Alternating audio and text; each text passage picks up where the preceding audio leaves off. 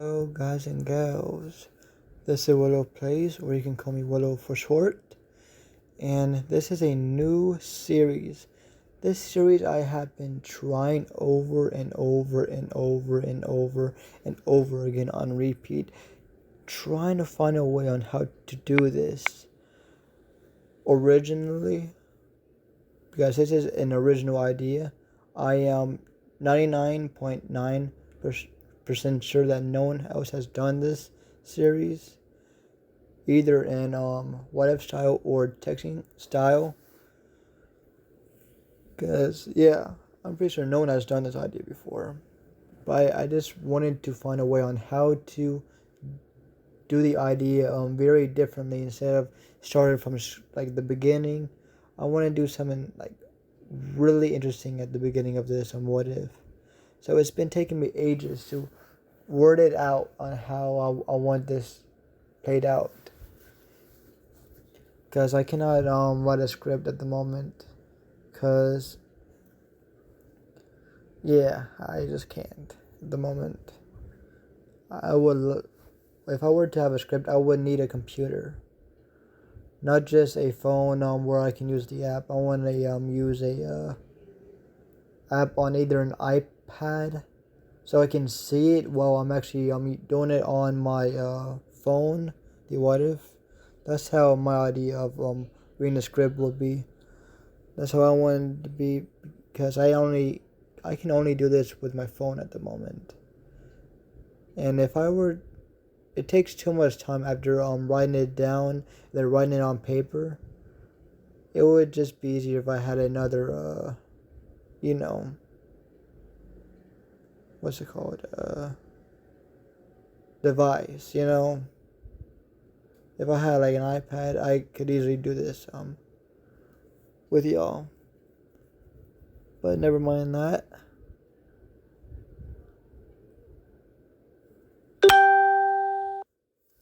I think I figured out how to finally do this. Now, guys and gals, this is a series I really wanted to show y'all, and I'm bringing it to y'all. Peace out. See y'all on the flip side. Here is my new intro, motherfuckers.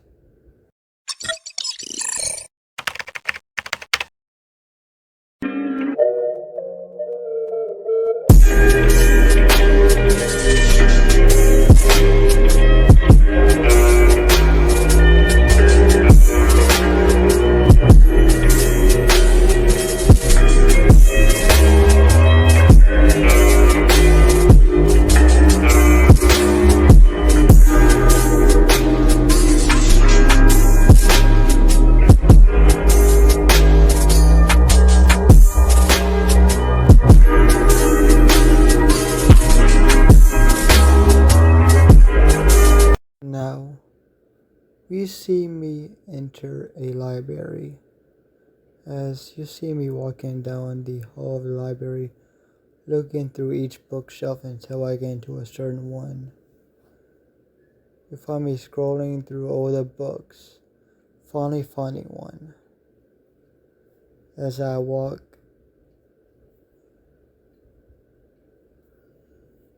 down the hall with my book, I sit in a throne. As you see me open the book up as I'm going through the pages. As we come to a scene of me talking straight to y'all. Now, guys and gals, y'all all have seen multiple what if Dekus and film Dekus in this what if, or in this vast multiverse of dark Dekus and dark film Dekus. Even though you haven't fully seen all their stories, I still got a lot more to show y'all. As we see me scroll through the first page, as we see this world, the film Deku that was famed and betrayed, a classic that y'all all like.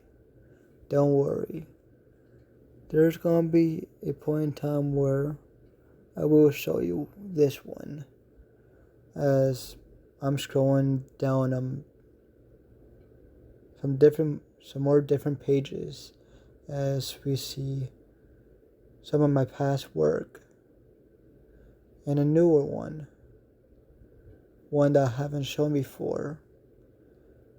And as we see me just keep scrolling through the pages, no, this is not it, this is not it, this is not it, this is not it, this is not it, this is not it. Ooh, I need to finish the story with y'all sometime. This is not it, this is not it, this is not it, this is not it, but this will be another world that I would love to tell the story about. As I scroll through another one, as I scroll one page too far, as I scroll back.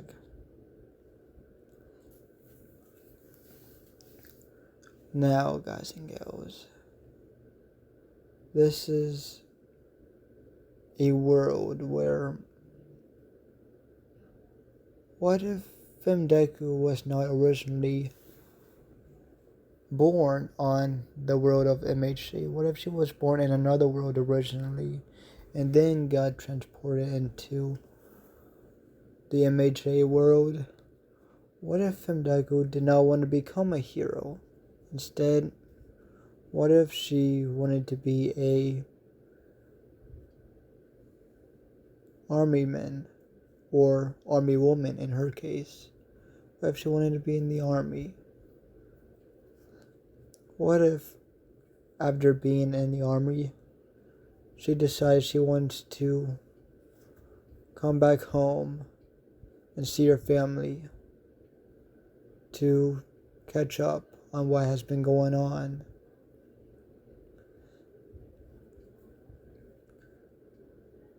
There will be so many questions.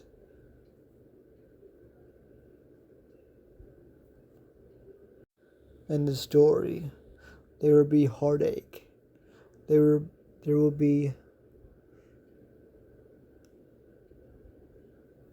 bloody scenes. There will be war. There will be funny moments as well, and some moments with family. This is the story of what if Deku was Seraph from Black Ops 3 and Black Ops 4.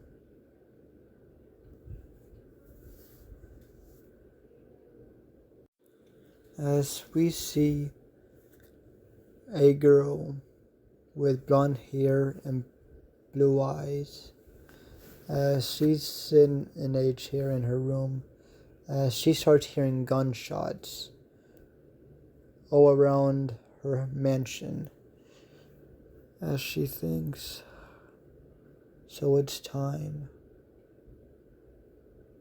As we see a girl get up from her chair, as we see her white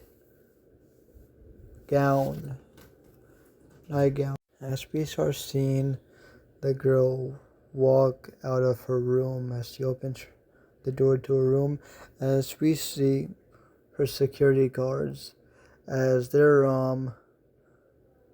looking at their mistress, as they say, "Miss, it's not okay for you to get out of your room. It's not safe." As the girl doesn't even pay the guards any mind, as we see the girl walking into the living area, as the security guards at her room called in a few more men, as they are now surrounding her, protecting her, as we see her walk towards a grand piano, a beautiful black grand piano in the bottom of a staircase. As we see her gently sit down on the bench in front of the grand piano, as we see her starting to play the piano, as she thinks, if they've gone here, that means that they went through all my family in order to get this place.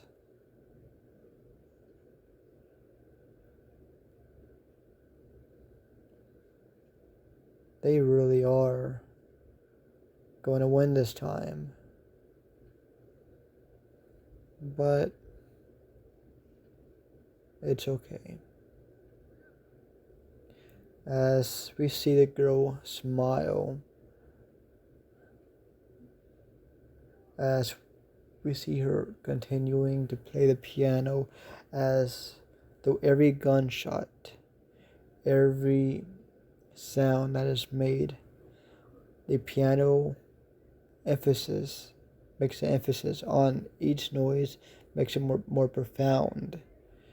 It makes it more chilling to hear, as the music is playing so well and perfectly in sync with the gunshots and all these sounds of grunts and gunfire going off and explosions, as we see some men and barge into the room that they're in, as there have been multiple shots firing out between her guards and these mysterious men that is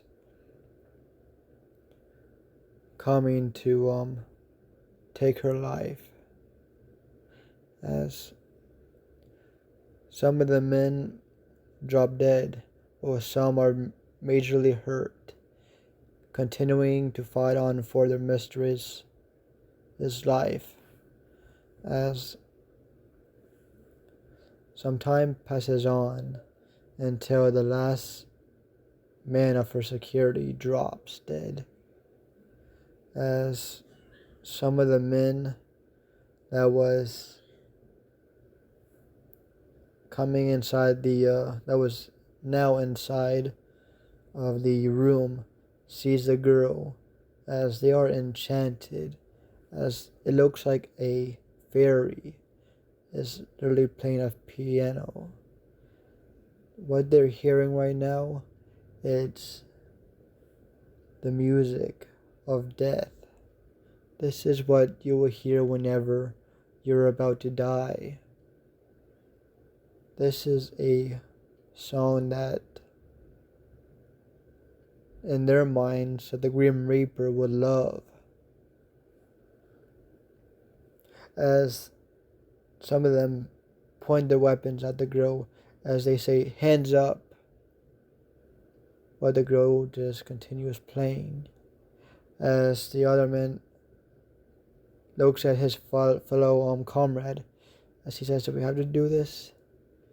As the man nods as he says, "No survivors." As we see the girl look down while playing the piano, as her bangs are covering her eyes, as we see a faint smile play out from her face, as the men start shooting at her, as we hear a loud thump from the piano, as the girl, now laying on the piano with bullet holes all throughout her body, smiles and says, "I'm free." As you see her eyes, as we see the life in her eyes start to die out, as we see the body of her body fall to the ground, laying on, how shall I say, the ground right now, lifeless.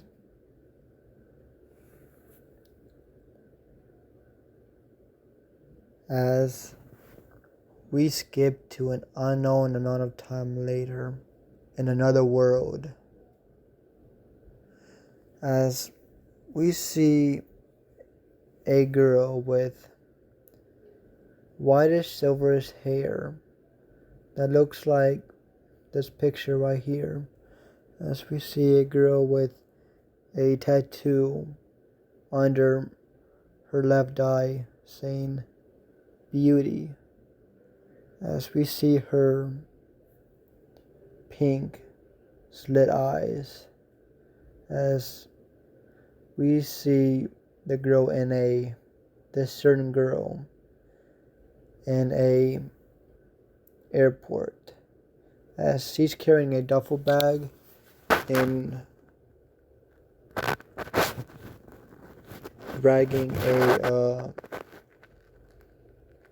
how should I say, carrying or dragging a luggage case, pretty much. Dragging luggage, pretty much, yeah. As she's looking around, as we see a certain person yell out, "Sis, is that really you?"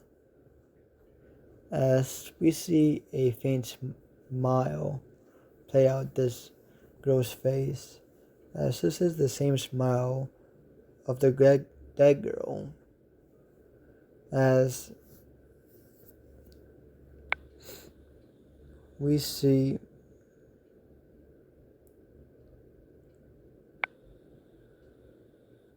this girl walk up to us. She says, "Sis, is that really you?"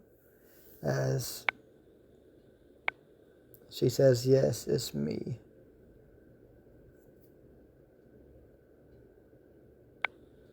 As this girl looks her up and down, as she smiles, as she says, "Yes, you have really filled out over the years."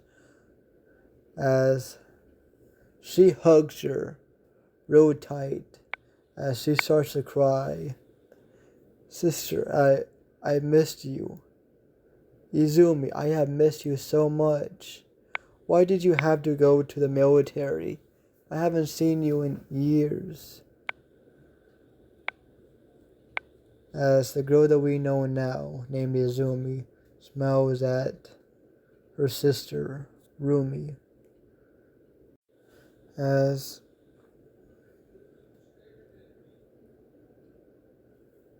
let me redo that scene real quick, as this is as we see the girl Rumi cry over holding over her shoulder, as we see Izumi pet her sister's head, her little sister's head, as she says, "It had to be done, sis. You know I've always wanted to serve our country. I wanted to since I was a little girl. I couldn't help it. I'm sorry for leaving you. And you don't have to worry. And why are you so dramatic? You see me every month on the computer. We do FaceTime. What are you being so dramatic about?" As we see Rumi makes a pouting face as she says, "But it's not the same as seeing you in person." As Izumi just chuckles as he said, "Touche. How has Mom and Pop been since I was gone?" As Rumi sighs as she says, "You know how they've been. They've been toughing it out. But they miss you. You're their daughter as well as me. As Izumi smiles as she says, yeah, I miss them as well. It's been forever since I've heard their voices. As we see Rumi pick up her duffel bag after it was dropped, after Rumi cried all over her shoulder and held her tight. She dropped the bag then. As she picks it up with her right robotic arm. As Rumi sees her robotic arm and she nods her head as she says, so this is the injury that you were talking about. As Izumi nods as she says, yeah. War really does a couple of things to you. Almost made me crippled with my one arm. Even though I can do things. Thank God that the military helped me through this with this robotic arm. It helped me a lot. I don't think I could have went home looking like a crippled sister. I don't think I could bear y'all having to take care of me. So I thank the military a lot for this. As Rumi nods as he says, I thank them as well. I can't believe they paid for everything. I guess that helps whenever I'm a lieutenant.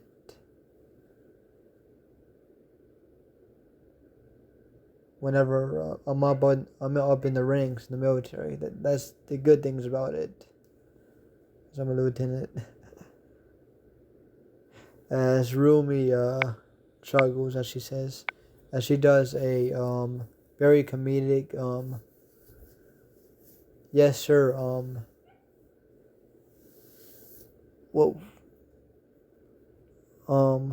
pause the what if, you know, whenever the military they do the they stand information and they do the hand on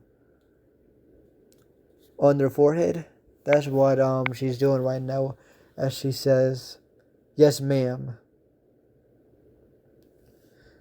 very sarcastically, as Izumi chuckles as she pats Rumi on the back as she says, let's get out of here.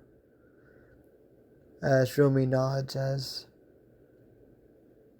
they get into a black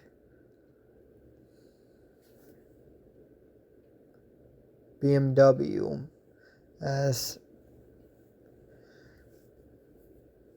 how should I say, Izumi looks at the car as she says, pretty nice vehicle, Rumi. So that hero job is doing pretty good for you, ain't it? As Rumi chuckles as she sees her sister finally get into the car after putting her packages in the back seat. Not packages, but you know, her luggage. As she says, yeah, it really helps every time I get up in the ranks. I'm the top 10, you know. As Izumi chuckles as she says, I know. You've been saying that forever. Yeah. You've been bragging about it forever on FaceTime. Just calm down, will ya? As they both chuckle and they continue their drive home. As we see them finally get home. As they're both just catching up. out of all the years separated, they're finally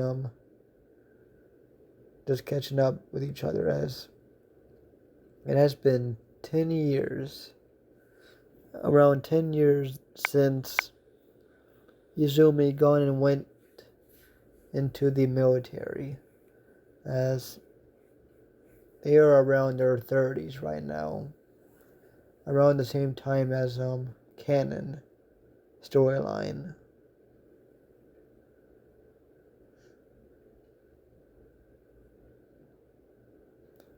As Izumi chuckles at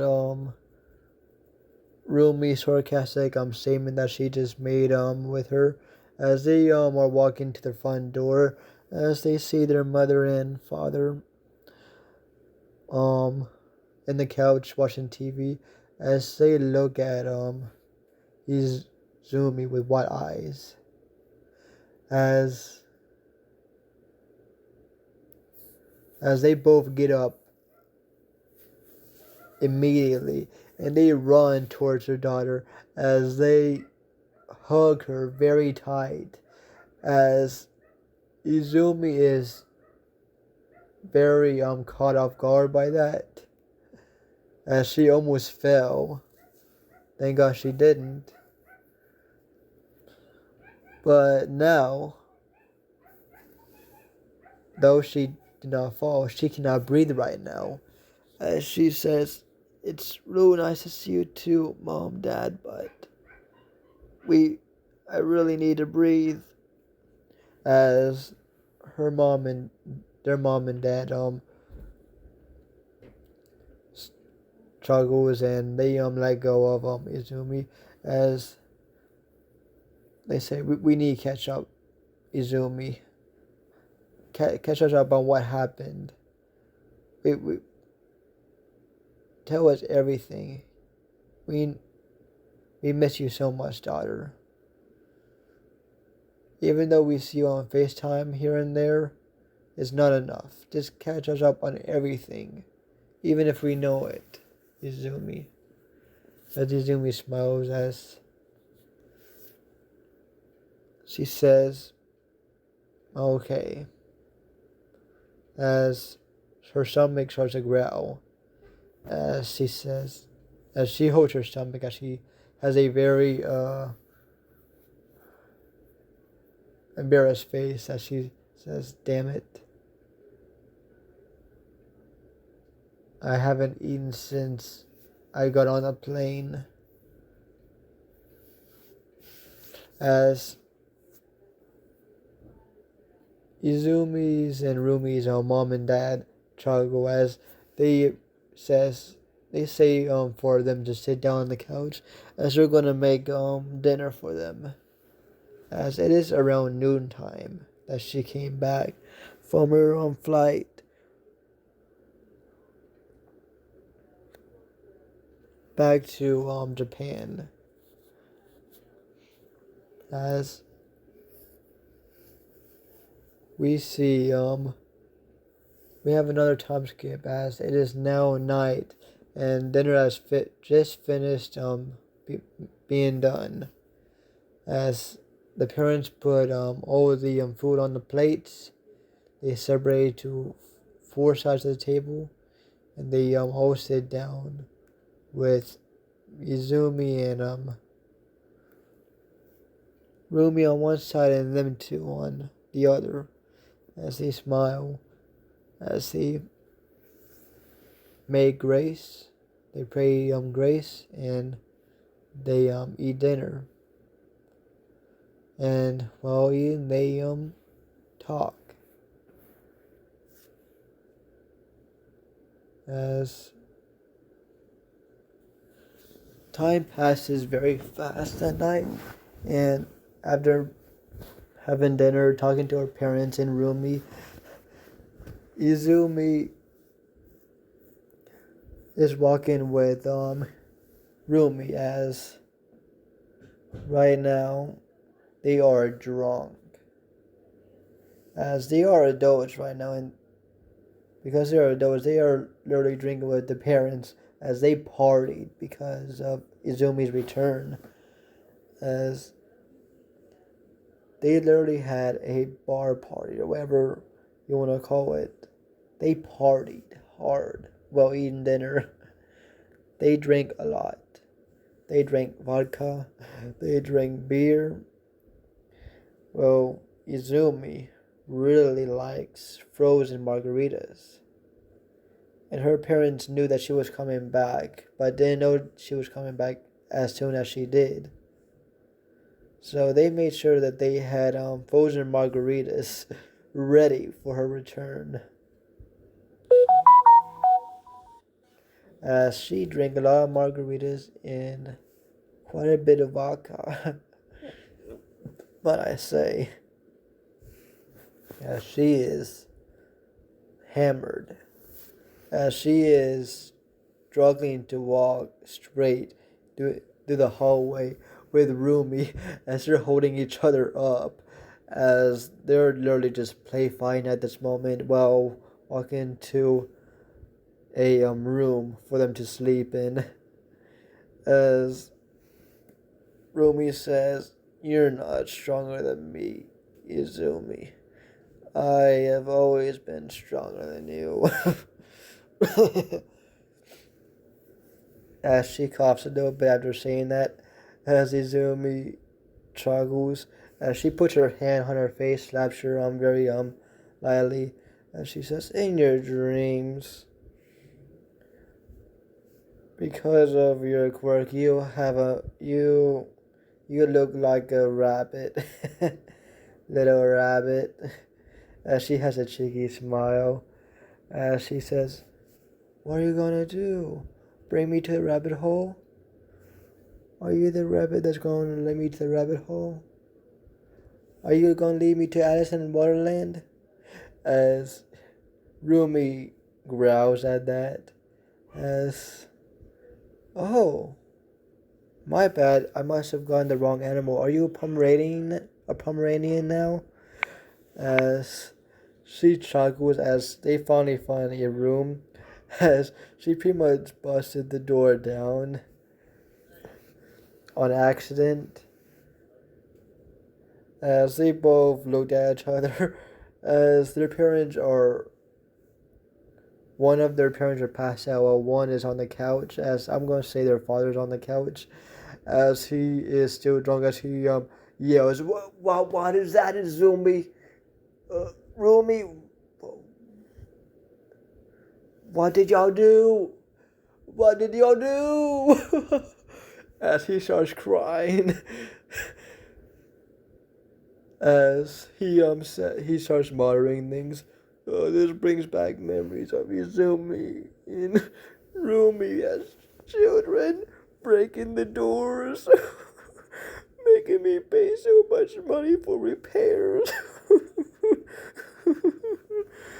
As he's just weeping right now, as Izumi and Rumi just quietly get into the room, puts the door back in place, as they both literally crash on the bed. As Izumi says, "I found this bedroom first. You go to another one." As Rumi says, "No, I found it first." As she puts her hand on her face. As Izumi slaps it off her face as she just starts snoring as she fell asleep.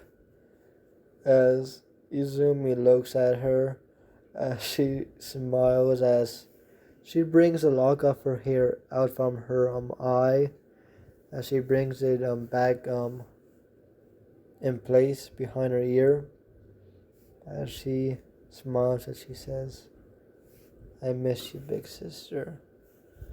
As she kisses her forehead and falls asleep. And that is going to be the beginning of What If Deku was Seraph. And yeah, this beginning has been very different than what I normally do with my what ifs. I wanted this what if to be different whenever I started. I wanted to leave behind quite a bit of questions on what happened whenever she entered this world. What what is going to happen? What are the villains? I want to keep y'all in the dark on this what if. Tell me if you like this what if. I really appreciate it because I've put so much thought into this what if on how to start it. Now, thank you and have a good day or night, my monster family, and peace out.